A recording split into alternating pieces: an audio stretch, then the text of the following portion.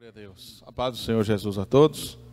Amém. Que Deus possa abençoar as nossas vidas nesta noite.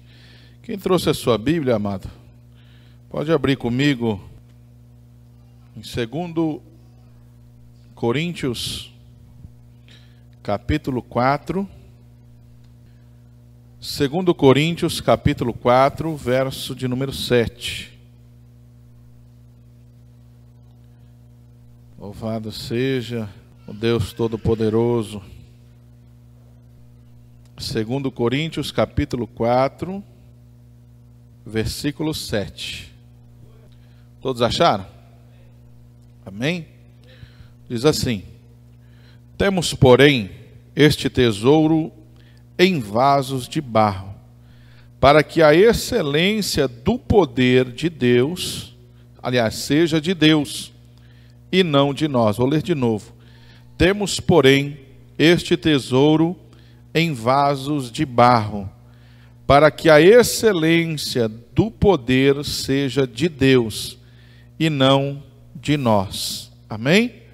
Eu vou ler, você só acompanhe, 2 Timóteo, capítulo 2, versículo 20. Diz assim: ora, numa grande casa não somente há vasos de ouro e de prata, mas também de pau e de barro, uns para honra, outros, porém, para desonra.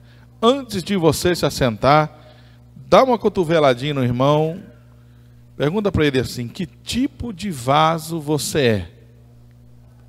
Fala assim: agora nós vamos descobrir. Fala para ele, pode se assentar. Amém? Eu vou falar meio baixo, que minha garganta está um pouco ofendida. Quando muda o clima, né? Começa a vir aí as rouquidões, né? A garganta começa a responder, né? O nariz fica meio entupido, fica meio fanho, né?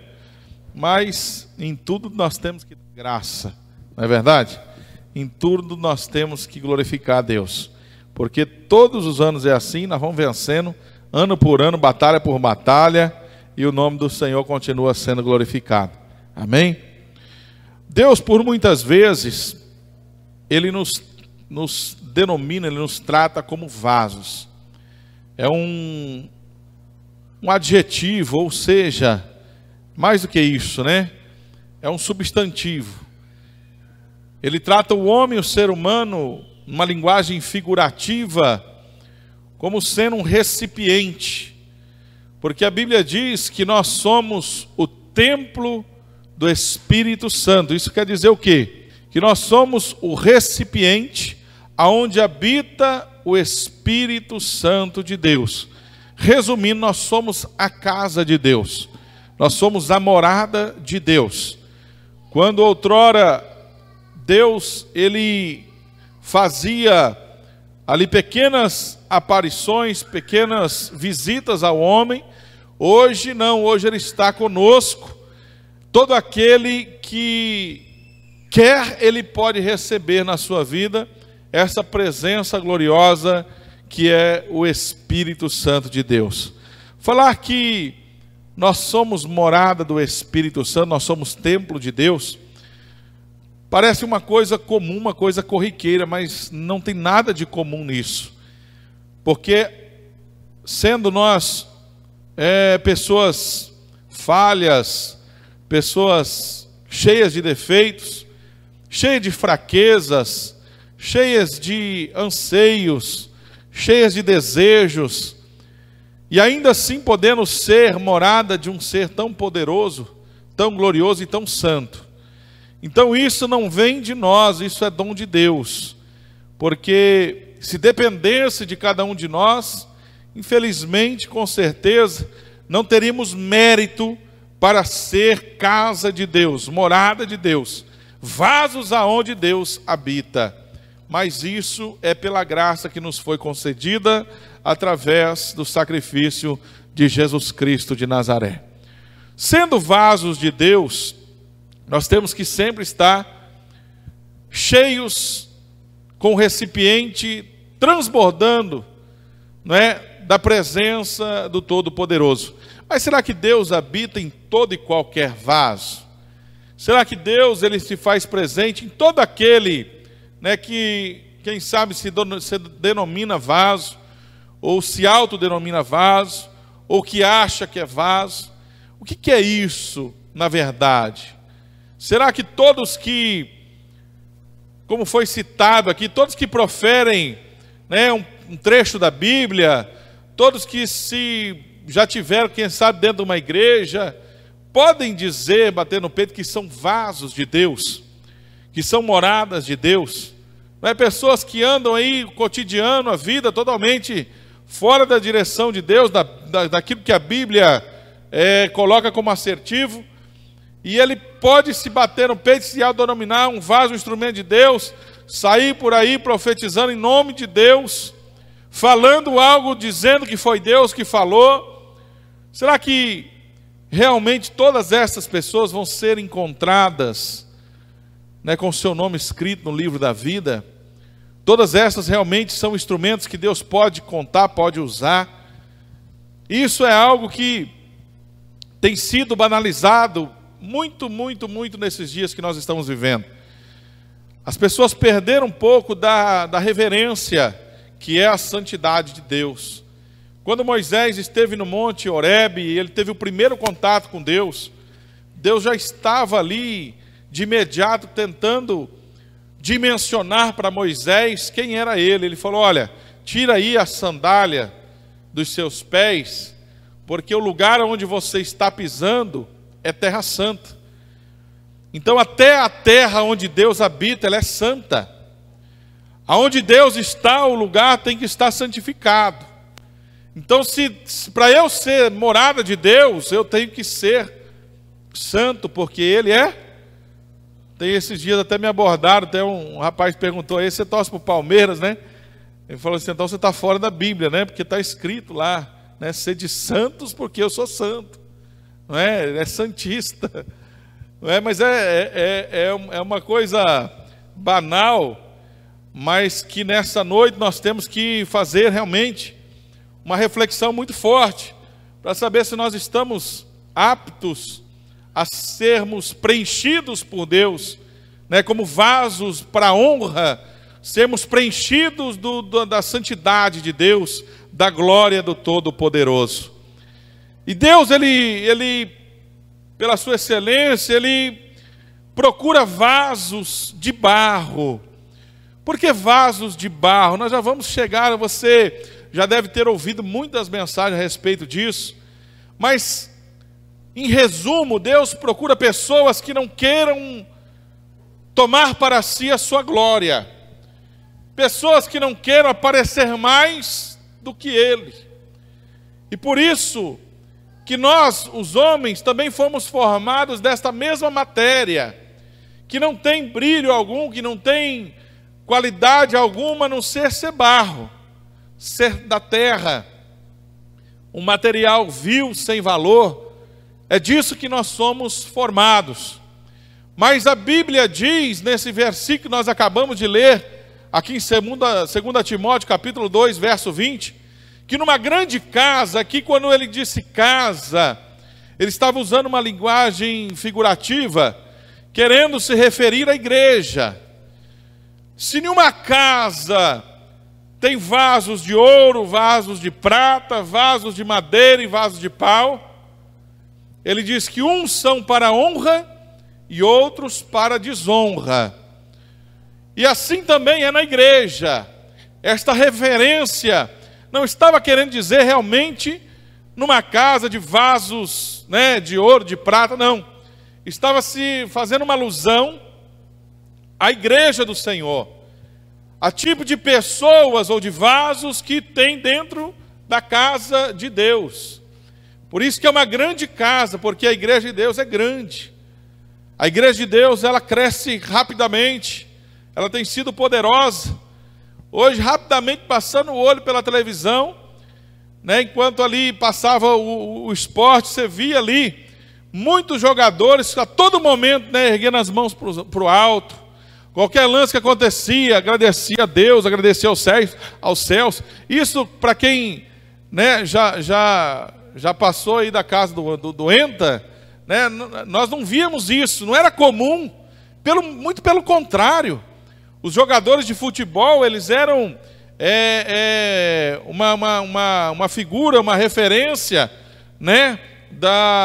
Dos playboys, das pessoas que levavam uma vida totalmente desregrada, não é? Era da noite, era da balada, era da festa, né? Os esportistas, né, da década de 80, eles davam entrevista fumando cigarro, coisa totalmente fora do contexto, né?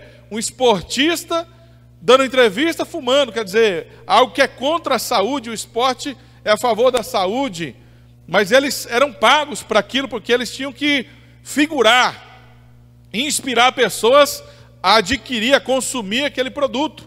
Então eles eram uma referência da rebeldia, né, do mundanismo. Hoje em dia, não, hoje em dia todo mundo fala, né, até como a irmã, a pastora Lucideira diz, até os back vocals aí né, dos cantores mundanos, não, eu também sou de Cristo, né? Todo mundo é de Cristo.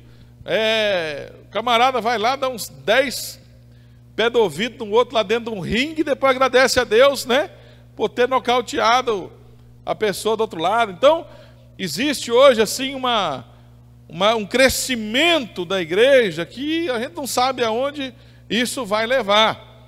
Mas o que nós temos que se preocupar não é com tudo isso. O que nós temos que nos preocupar é comigo, é com você. O que nós temos que nos preocupar é com o nosso nome escrito no livro da vida. Se o mundo está indo para um lado, está aderindo, se a igreja começou a aderir a isso, aquilo, não importa. Cada um faça aquilo que Deus achar que está certo, aquilo que Deus colocar no coração e que a pessoa achar que está certo. Porque Paulo disse assim, olha, nem tudo me é lícito, mas nem tudo convém. Se para o irmão é lícito fazer algo e para mim não convém, eu não vou fazer. Eu não preciso aderir, eu não preciso, né, vender a minha alma para alcançar resultados. Eu tenho que fazer aquilo e andar naquilo que Deus colocou no meu coração. Então, se eu concordo ou não concordo com isso, com aquilo outro, isso aí não faz diferença. O que faz diferença é eu fazer a vontade de Deus para a minha vida. É eu respeitar aquilo que as delimitações que Deus colocou para mim andar. O caminho que Deus traçou para mim. E é por isso que nós temos que fazer esta analogia para ver se nós estamos sendo templo de Deus, se nós estamos sendo vasos aonde Deus quer habitar. E aqui a Bíblia traz, neste versículo de número 20, 4 tipos de vasos, começando pelo vaso de ouro. O vaso de ouro, ele é desses 4 que são citados o mais caro, o mais valioso. O ouro é um material nobre, né, difícil de se encontrar e de uma extrema beleza. Então o vaso de ouro, uma característica fácil de se identificar no vaso de ouro, é que ele não precisa ter nada dentro para ter valor. É ou não é verdade? Ele por si só, ele já vale bastante. Imagina você quanto que vale, né, agora no sentido literal, um vaso, né? Vamos colocar um vaso como esse aqui. Se ele fosse de ouro, talvez não estaria nem aqui, não é verdade? Talvez já teriam tentado arrombar a igreja aí para roubar o vaso, porque ele tem muito valor. Se ele tivesse flor em cima e não tivesse, isso é de menos. Se ele tivesse água dentro ou não, isso aí é de menos. Se ele tivesse um óleo precioso, né, como o alabastro, algo caro, dentro dele ou não, isso aí não importava, porque tudo que você colocar dentro dele vai ser pouco em relação ao valor que ele tem. O que isso nos remete para a nossa vida espiritual, não é? Que a partir do momento que nós começamos a achar que temos mais valor do que aquilo que está dentro de nós, e colocamos isso em primeiro plano, pode ter certeza, querido, que nós não servimos para ser cheios da presença de Deus. Porque o vaso de ouro é o típico vaso que não aceita qualquer coisa dentro dele. É o típico vaso que ele não precisa, na verdade, de nada dentro dele para ter valor. Você está entendendo? Pergunta para o seu irmão aí, você está entendendo o que o pastor está falando? Hoje está meio confuso? Hã? Ou está claro para você? Ser um vaso de ouro é ter brilho próprio. Um vaso de ouro, ele não precisa. Vamos trazer já para o sentido literal. Uma pessoa, né, que se apresenta como um vaso de ouro, é aquela que confia no seu conhecimento, quem sabe no seu conhecimento teológico, quem sabe no dom que Deus deu para ele, porque o dom é irrevogável, Deus dá e não toma de volta. E muitas vezes, quantas vezes nós vemos por aí pessoas que depois que recebe o dom, transforma completamente o seu comportamento. Porque quando não tinha nenhum dom, estava lá na mata, estava lá orando, estava lá clamando, né? Se ajoelhava no pó, né? Botava a cara na terra. Aí muitas vezes que não estava bom ainda, pegava um pouco de folha, jogava na cabeça, né? Falava, Deus, eu sou nada, eu sou pó, né? Eu sou o pior dessa terra, sou o vermezinho de Jacó. Aí pronto, Deus deu o dom. Aí depois que dá o dom, irmão, tem misericórdia do vaso. É ou não é verdade? Se você conhece alguém assim, né? Você não olha agora, não. Né? Olha todo mundo para mim aqui, faz de conta que é só o pastor que é assim. É, não é verdade? Mas eu tenho certeza, meu irmão. Eu tenho certeza, porque hoje está assim, ó, de vaso de ouro. Está assim, eu não tenho medo de dizer, não. Está assim de vaso de ouro. Está assim de pessoas que batem no peito e falam assim, eu sou melhor que aquele pastor, minha igreja é melhor do que aquela lá, porque aqui que tem cura, aqui que tem milagre, aqui que tem unção, aqui o negócio pega fogo, aqui não sei o quê, porque eu. Esse é o vaso de ouro. Esse é o que tem brilho próprio. Esse é o que se acha autossuficiente. Para quê? Para que ser cheio de óleo? Para que ser cheio de azeite? Eu já estou cheio de orgulho. Não tem lugar mais para encher de nada. A pessoa já se encheu, né? Com seus próprios sentimentos, com as suas próprias paixões. Não cabe mais nada lá dentro. Sabe o que é não caber nada dentro do vaso? É a pessoa, tudo que o outro falar para ele, vai refutar. Se algum amigo falar para ele, rapaz, será que você não está extrapolando? Não, ih, rapaz, isso é inveja. Sai para lá, Satanás. Sai para lá, rapaz, que essa doutrina de demônio, rapaz. Isso aqui é dom de Deus, rapaz. Aqui eu sou cheio, né? Cheio de orgulho, né? Cheio de vaidade. Irmão, eu estava vendo umas pregação. Eu gosto muito de andar no YouTube lá. Eu gosto de ver pregação todo dia, toda hora. Quando eu dou um tempinho, eu vou lá e vejo umas pregação. Irmão, tem uns ternos por aí que eu acho que os alfaiates estão fazendo só para crente mesmo. Porque eu nunca vi o empresário usar um terno daquele. Eu nunca vi o cara mais rico do Warren Buffett, né? Nunca vi o Bill Gates, nunca vi nenhum desses camaradas aí usar um terno daquele. Mas pregador de congresso, irmão, não é? É uns ternos que, vamos falar a verdade, não precisa nem pregar, pastor Gisel. O povo já fica olhando só o brilho dos ternos. É verdade, é uns troços prateados assim, cheio de brilho mesmo. Não estou falando pouca coisa não, né? Umas linhas de ouro assim, ó, de prata, uns negócios brilhantes. O camarada chega lá, tem um pregadorzinho pentecostal, até os ossos, né? Que está surgindo aí. Ele pregou já no Gideão umas 2, 3 vezes. Mas os ternos do irmão é um sapato de gafieira, aquele meio branco, meio preto, tudo cheio de verniz assim, que a hora que bate a luz, ofusca os irmãos que sentam na frente, né? Isso aí não tem problema, se o coração da pessoa permanecer o mesmo. Porque talvez ele traz lá coisa do passado, né? E aí, né, agora está tendo uma condição melhor, né? Mas infelizmente, quantos que não fazem disso o seu diferencial? Não, porque agora estou podendo, agora eu vou mostrar mesmo. Que agora aquele povo que duvidou, agora vai ver, não é? E põe aqueles negócios lustroso, brilhoso, bonito. só que pode estar correndo um grande risco de se perder no meio do caminho. Aonde é o limite da sinceridade, da humildade e o da soberba? Onde está? Onde está a linha que é muito tênue que separa as duas coisas? É difícil andar por esse caminho, porque é a mesma coisa que andar na beira de um abismo. É a mesma coisa que andar em cima de uma corda, né? De aquelas pinguelas né? Quem é de cidade pequena aí conhece aquelas pinguelas que atravessavam os riachos. É a mesma coisa que andar na pinguela. Você escorregar para um lado ou para o outro é muito fácil. Então, até onde o homem está preparado para andar num caminho desse sem se perder? Por isso que nós temos, irmão, que ter na nossa mente nunca se apartar da simplicidade que é em Cristo Jesus. Porque nós temos que entender, querida, que barro é o melhor recipiente, ou seja, é aquele que Deus escolhe para encher. Não precisa enfeitar o pavão. Vaso de ouro, irmão, quando ele chega, ele tem que chegar chegando. Ele tem que chegar apavorando mesmo, né? É como a cada dia vai mudando, né? As gírias aí, né? Agora como é que é? Agora não é chegando, agora é causando.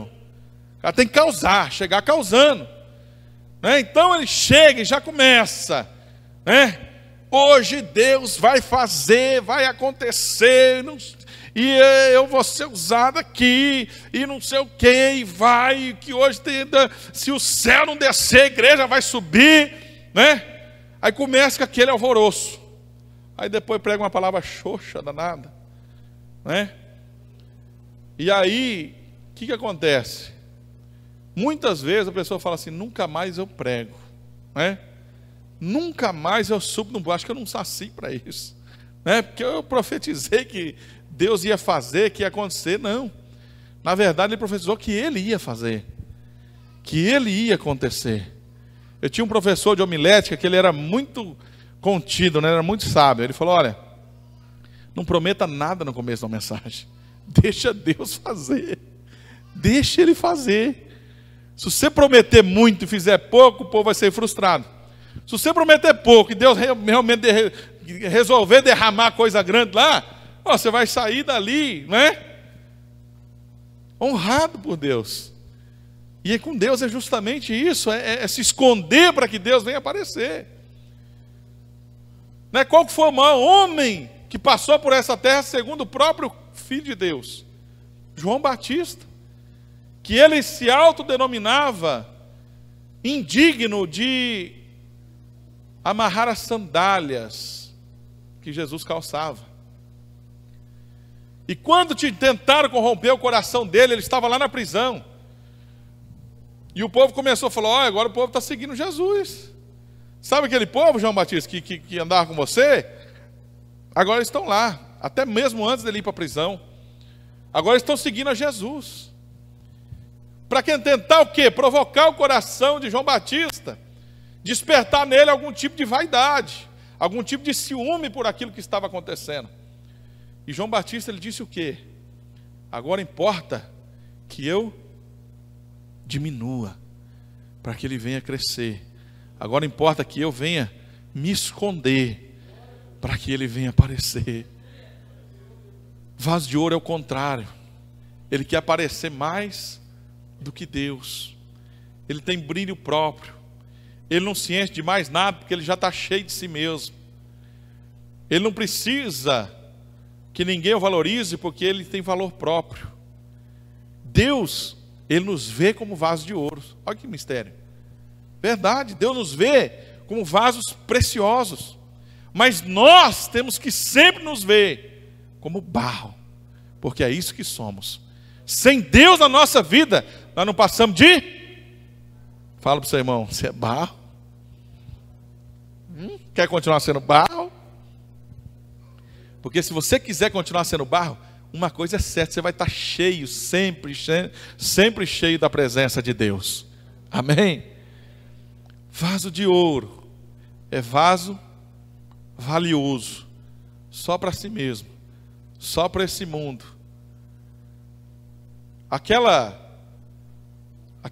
o que simboliza muito bem isso, né? Aquela jumentinha que Jesus usou para adentrar em Jerusalém. Por um momento ali, ela foi muito preciosa. As pessoas ovacionavam quando ela passava. Por quê? Porque Jesus estava em cima. Ela estava sendo ali, né, o lugar onde Jesus estava. E assim, quando a gente tem Deus na nossa vida, né, a honra de Deus nos segue. O valor que Deus dá para nós é muito grande. Mas nós temos que entender que sempre nós temos que continuar sendo vasos de barro. A Bíblia continua dizendo que também existem, além do vaso de ouro, vasos de prata. O prata e o ouro, elas têm uma semelhança muito grande, porque as duas são metais preciosos. Mas tem uma diferença peculiar, porque a prata, ela precisa sempre ser polida para ela continuar brilhando, né? O ouro não. O ouro tem brilho próprio. E a prata, ela precisa ser polida, ela precisa ser escovada, ela precisa ser limpa. Precisa ali passar uma flanela, passar um produto, né? Para ela continuar brilhando. Agora, a aparência dela brilhosa está sempre pelo lado de fora, não é assim? Alguém lustra um vaso, né, de prata por dentro, porque dentro não precisa brilhar. Então o vaso de prata é aquele que brilha, tem brilho por fora, mas por dentro, infelizmente, não tem brilho nenhum, não tem conteúdo nenhum. Esse dia eu estava entrando no elevador com a minha esposa Adriane, com a pastora Adriane, e tinha uma mulher limpando o elevador por dentro. E aquilo me chamou muita atenção, que ela falou: olha, isso aqui é difícil, a Adriane vai até lembrar. Ela falou: é muito difícil limpar esse elevador, porque ele é assim inteiro, ó. Era tipo um prata mesmo, né? Uma cor prata, né? Um aço escovado, lá o que era, né? Tinha uns corrimão assim cromado. Ela falou: não tem jeito, você acaba de limpar, isso aqui dá um trabalho, porque se alguém põe a mão já fica marcado. Se alguém encosta o dedo, né, você já tem que vir limpar de novo, porque aparece na hora. E aquilo, eu estava hoje refletindo sobre essa passagem, eu falei: olha que coisa interessante, né? Tem gente dentro da igreja assim, que você não pode relar o dedo, que já fica marcado. Você não pode encostar a mão, que você já tem que ir lá dar uma lustrada, porque se não lustrar, irmão, o vaso azeda. É ou não é verdade? Tem o vaso de prata, a grande característica dele é essa, que ele precisa sempre de ilustrar. Sempre que tem que dar né? Se não for lá, não elogiar, né? Porque deu uma palavra, deu uma abertura, porque cantou um hino. Se não elogiar, começa a esmurecer, começa a azedar, né? Se relar, se criticar, falar alguma coisa, não pode repreender, porque senão vai embora. Não é assim? Tem vaso de prata dentro da igreja? Sim ou não? Não estou falando nas outras. Louvado seja Deus, né? Estou falando nas outras. Mas é verdade que tem muitas pessoas que eles não permanecem dentro da igreja, porque se não estiver lustrando todo dia, não serve. Cantou, tem que ir lá dar uma lustrada, né? Se fez algo lá, cuidou, né, da grama lá, tem que ir lá dar uma lustrada. As pessoas esquecem que tudo que nós fazemos dentro da casa de Deus não é para agradar o pastor, não é para agradar as pessoas que frequentam. A única pessoa que nós temos que agradar é a pessoa todo-poderosa do Espírito Santo. Porque se ele se agradar de nós, ele vai fazer morada. E nós somos vasos, nós precisamos ser a morada de Deus, amém? Então tudo que nós fazemos, nós temos que fazer para Deus. Eu não gosto de ficar citando, né, exemplos dentro da igreja, porque pega uma coisa, né, mas tem que dar honra a quem tem honra, né? O senhor estava falando da limpeza da igreja aqui. O irmão Adilson, quando a gente vem aqui limpar a igreja, a gente vem aqui para bater papo. Agora que chega aqui, no horário que ele marca, geralmente já está limpa a igreja. Né? Ele não fica fazendo alarde das coisas que ele faz. Né? Ele comprou até um relógio aqui, ó, eu nem fiquei sabendo. Né? Aqui, ó. Eu acho que foi ele, né? Não é não? Ah, então amém. Ó, já dei glória para mais alguém, já dei honra para mais alguém. Né? Mas ele faz as coisas, isso é do ministério diaconal. Isso é da pessoa que tem chamada para fazer algo. E o pastor não dá dom para ninguém fazer as coisas. Quem dá dom é Deus. O pastor só confirma. Então a pessoa que tem dentro de si um ministério, ele vai exercer ele a fim de agradar aquele que o chamou para fazer. Então nós temos que ser sempre abundante na obra para agradar aquele que nos chamou para a obra. Aquele que nos designou para fazer algo na terra. E o vaso de prata, né? Infelizmente é assim. E outro, se relar, se tocar, vai ficar marca ali. Quantas pessoas que ficam aí, quem sabe, pulando de um lugar para outro, lugar para outro, lugar para outro, lugar para outro, por quê? Porque a coisa vai muito bem, até não relar. Até alguém não falar algo que de repente não agradou. Você acha que dentro da igreja, irmão, primeiro, alguém aqui acha que tem igreja perfeita, sim ou não? Sabe por que não existe igreja perfeita? Porque a igreja, ela é composta de pessoas. E pessoas, por sua natureza, são imperfeitas. Não vai existir igreja perfeita enquanto houver pessoas imperfeitas dentro dela. Sabe quando que isso vai acabar? Só quando Jesus voltar. Só quando nós estiver despido desse corpo glorioso, né? esse corpo corruptível, e nos revestido um corpo glorificado. Não é que daí todo sentimento, né? Todas essas impurezas vão ficar com a carne aqui e vai subir só o espírito, aí sim. Mas enquanto, e isso sempre vai acontecer, a igreja for formada por pessoas, a igreja vai ser imperfeita. A igreja vai ter pessoas com boa intenção, com má intenção. Eu adicionei um amigo que eu não via há muito tempo. Há muito tempo que eu não via ele, adicionei ele no Facebook. Para quem acompanha lá, vocês sabem como é que eu uso aquilo lá, né? É uma vez, cada 15 dias eu entro. Aí o dia que eu entro lá, tem uns negócios, tem uns recados, né? Aí eu vi lá a foto desse amigo lá, eu cliquei lá. E ele, né, não compartilha da mesma fé.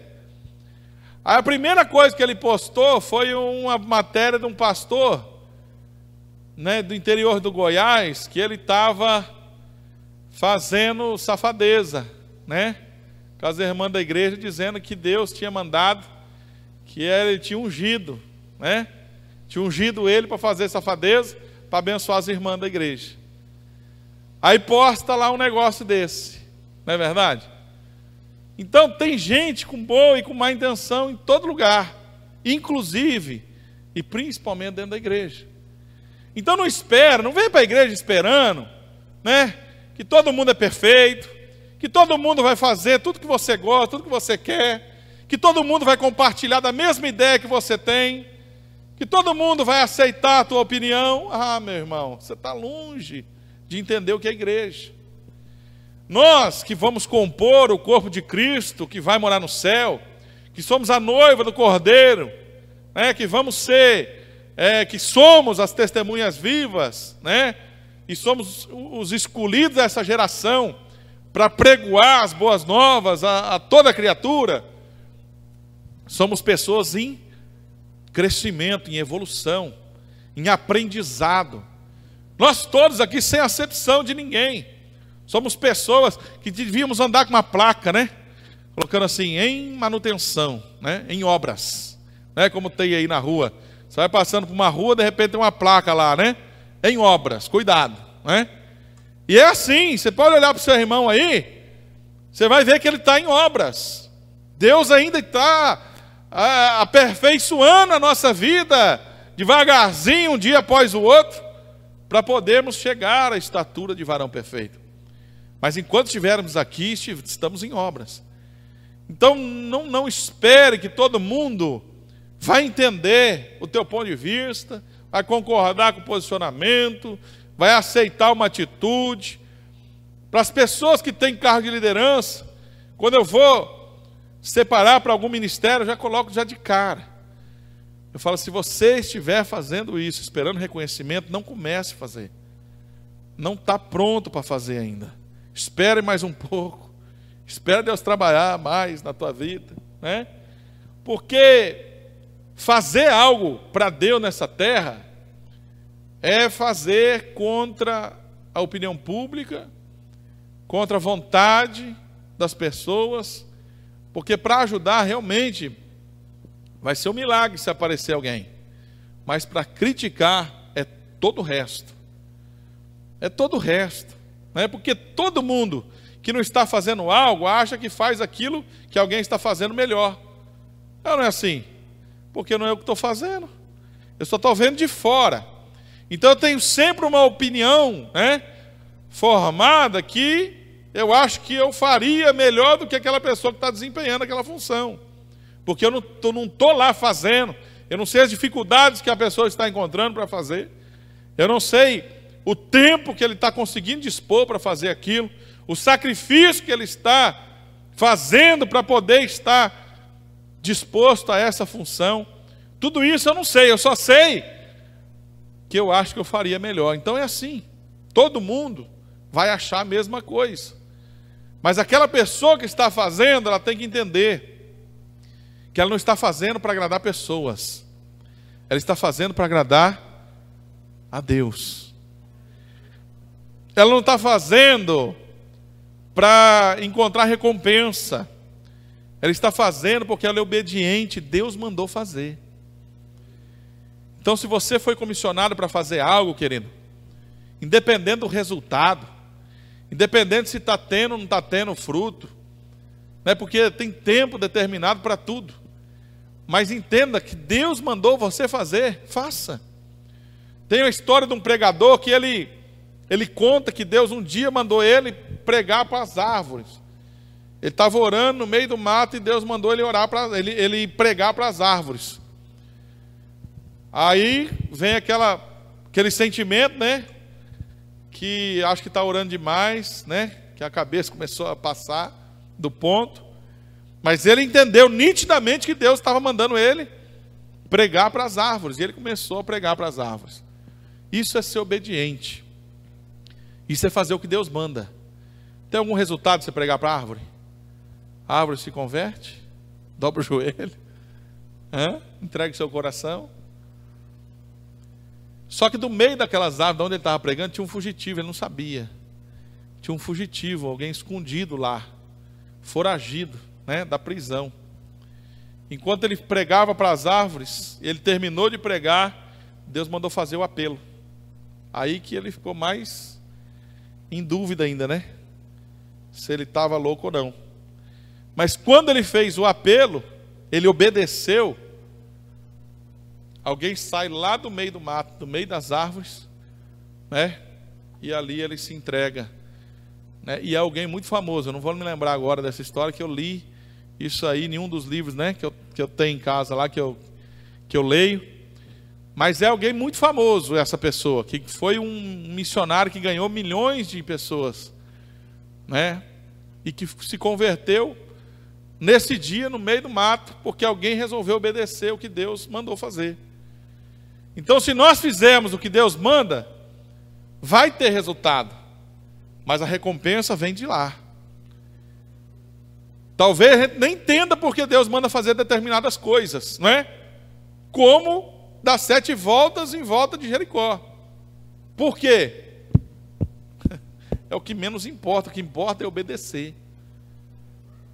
Não é? Então, vaso de prata não serve para ser cheio da presença de Deus.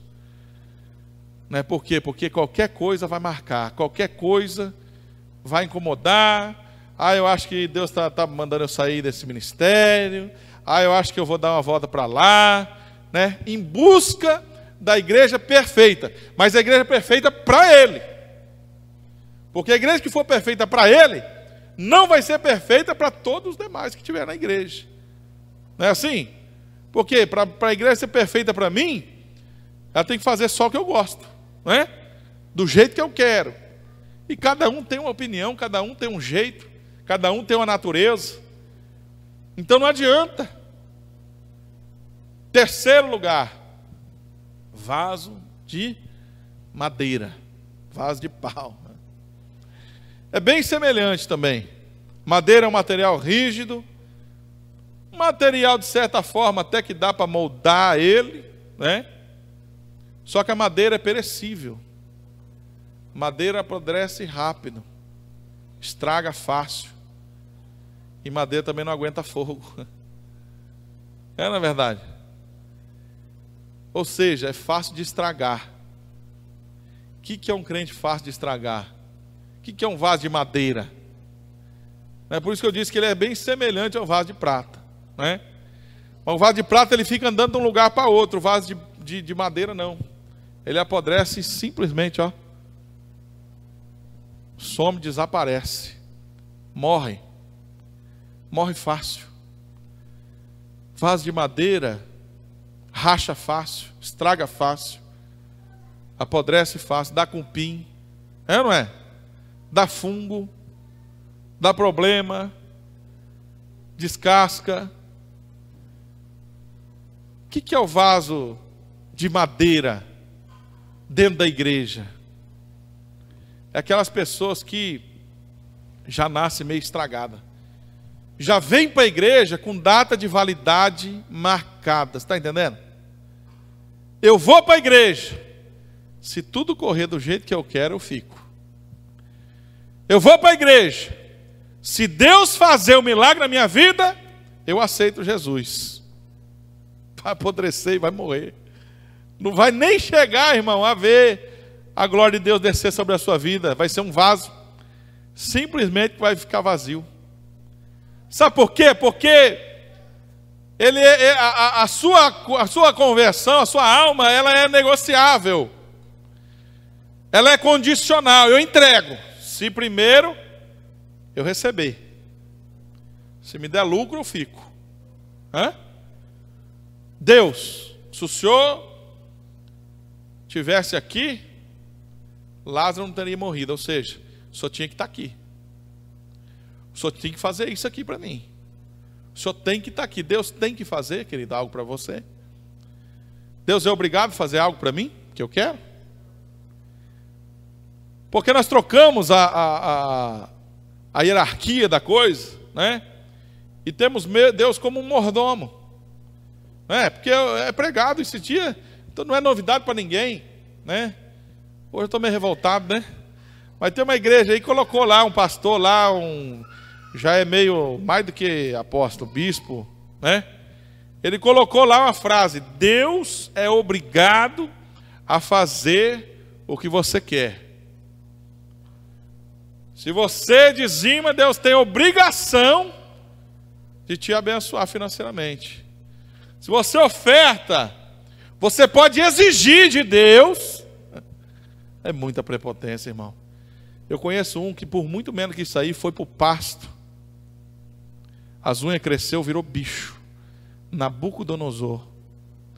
Quando ele olhou assim do jardim do seu palácio, ele não entendia que ele é só um vasinho, que ele é só barrinho.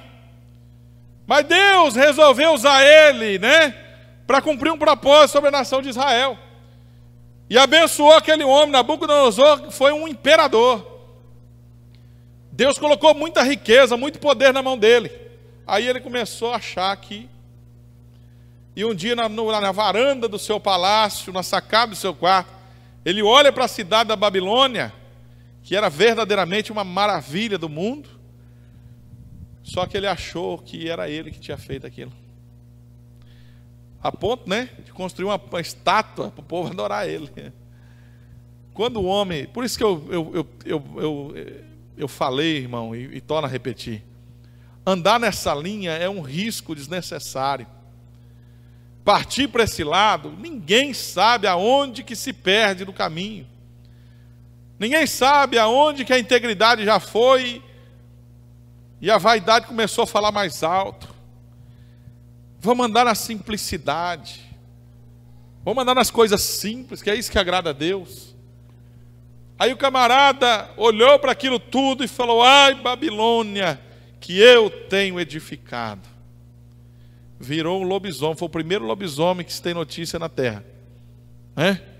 Cresceu o pelo no corpo, cresceu as unhas, começou a andar de quatro e foi para o pasto. Até entender que era barro. Até entender que nada daquilo que ele tinha era mérito dele, a não ser a graça de Deus. E vaso de madeira é assim, irmão. Ou Deus faz ou eu estou fora.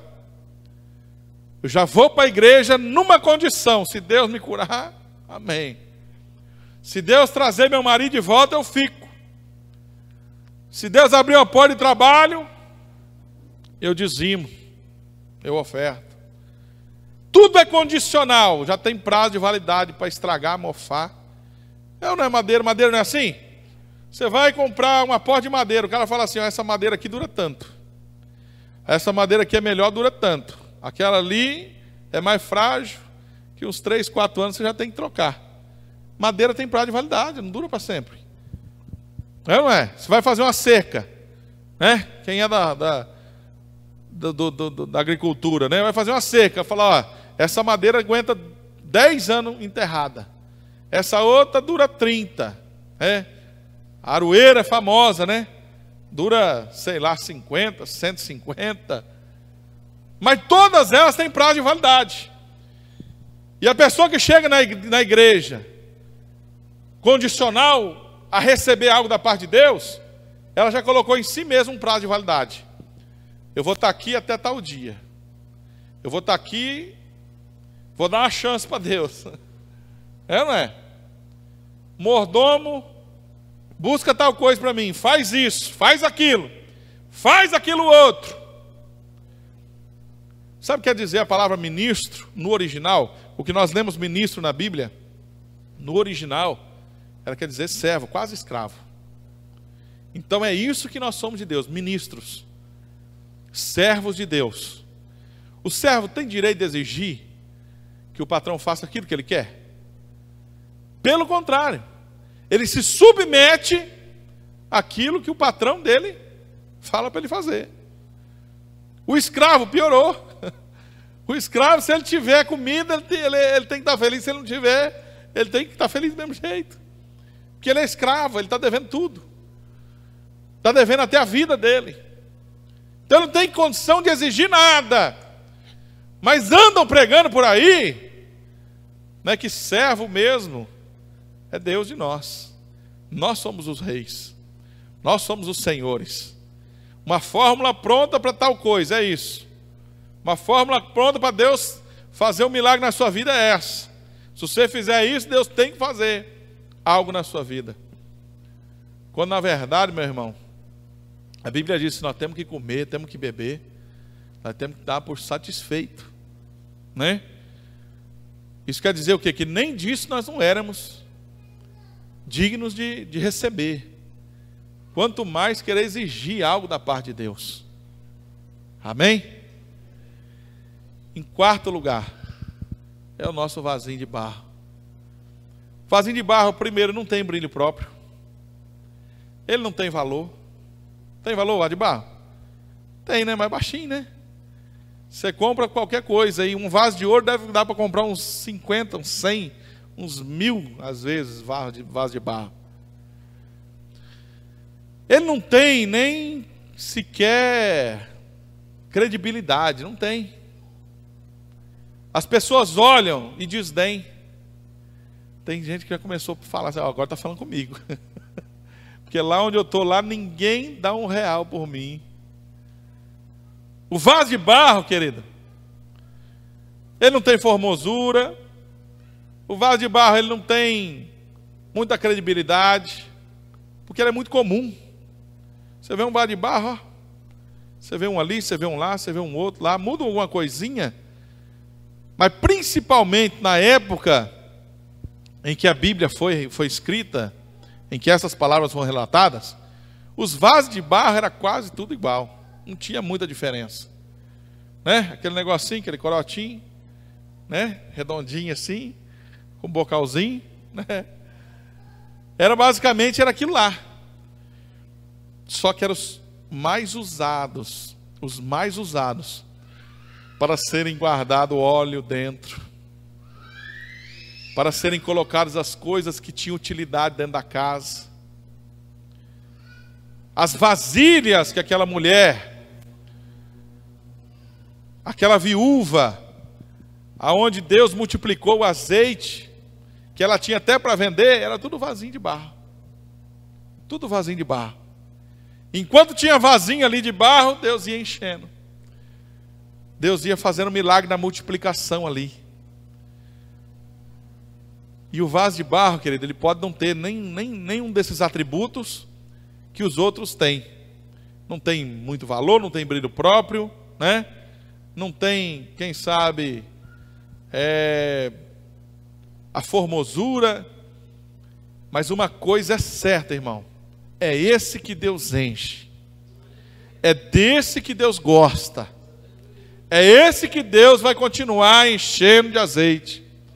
É esse que Deus vai continuar usando nessa terra. E melhor que tudo isso, é esse que Deus vai honrar e vai levar para morar no céu. Quem quer ser vaso de barro? Pergunta de novo, seu irmão. E daí, qual que é o vaso aí que você se identificou? Só tem vaso de barro aqui, eu creio. Não é verdade? Quando Deus levou o profeta na casa do oleiro, ele falou: olha, profeta, não posso fazer eu, como esse oleiro, na minha casa, Israel, moldar da maneira que eu quero, quebrar e fazer de novo. Vaso de barro tem essa facilidade. Não é que ele é reciclável, ele é reaproveitável. É por isso que muitas vezes as pessoas dentro da igreja vão, voltam, e Deus ainda dá a oportunidade. Por quê? Porque é um produto reciclável, que dá para ser reaproveitado. Ele vira terra de novo, mistura uma água, um negócio, vira barro e já dá para fazer outro vaso. Porque se fosse de madeira, queimou uma vez, já era. Se fosse de madeira, apodreceu, meu irmão, cupim comeu, não tinha mais jeito. Mas por isso que Deus escolheu barro, que a cada dia Deus pode mudar alguma coisa. Deus pode dar uma palpadinha aqui. Se tiver só um detalhezinho ali, ele não precisa nem quebrar, ele só precisa dar uma moldada. Não é verdade? E nós temos que ser um barro bem maleável, né? Uma argilona mesmo, bem consistente, né, irmão Jonas? Para ficar fácil ali, por ele moldar. O vaso de barro, Deus falou, ele pode fazer, Senhor. Pode moldar. Fala que o teu servo ouve. Ele não é rígido, não é imutável. Ele está sempre se modificando, porque ele é fácil de ser ajustado. Tem vaso de barro aqui? Amém? Vamos ficar em pé? Nós não devemos nunca esquecer que nós somos vaso, porque todos nós precisamos do nosso oleiro. Se não fosse o oleiro, não existia vaso. Amém?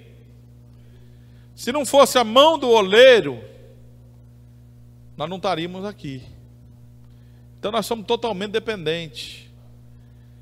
Só que tem uma coisa que é característica do vaso de barro.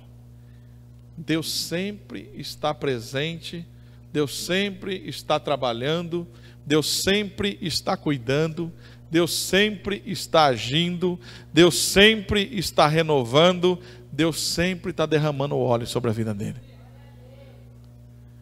Deixa a formosura, né?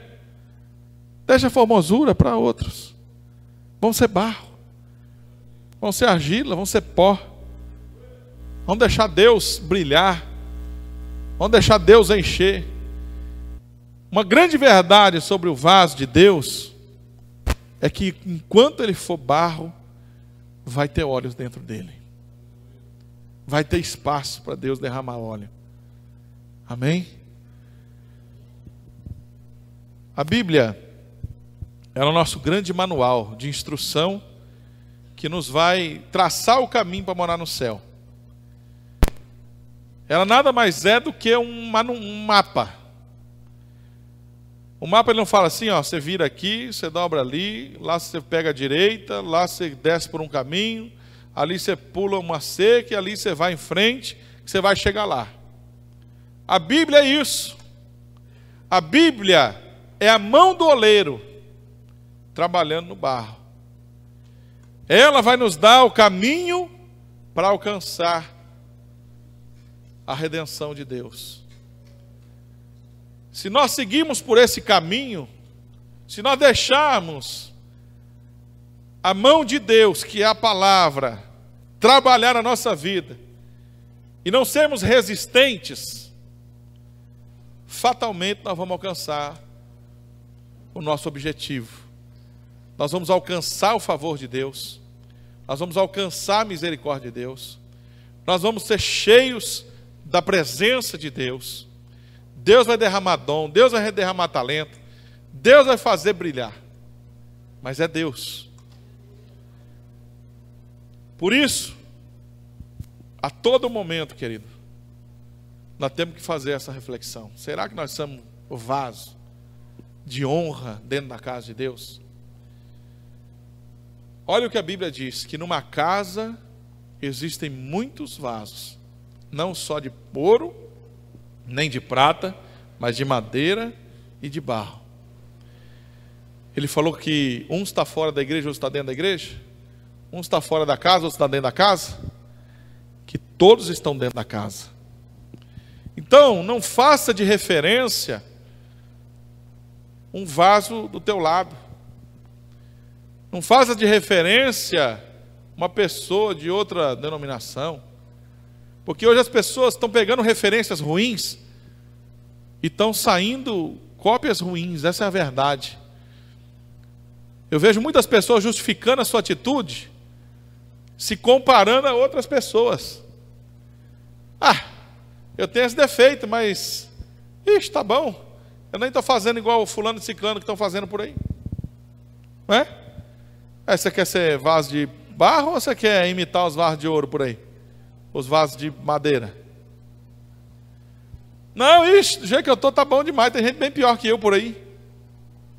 A nossa referência, irmão, ela é muito forte. A nossa referência não tem defeito, é um vaso perfeito. É nela que nós temos que nos espelhar, é nessa referência que nós temos que colocar a nossa vida enquadrada. Amém? Por isso que nós somos de barro, que dá para moldando, que dá para ir transformando, que dá para fazendo conforme o oleiro quer. Amém? Louvado seja Deus. Vamos orar juntos, queridos.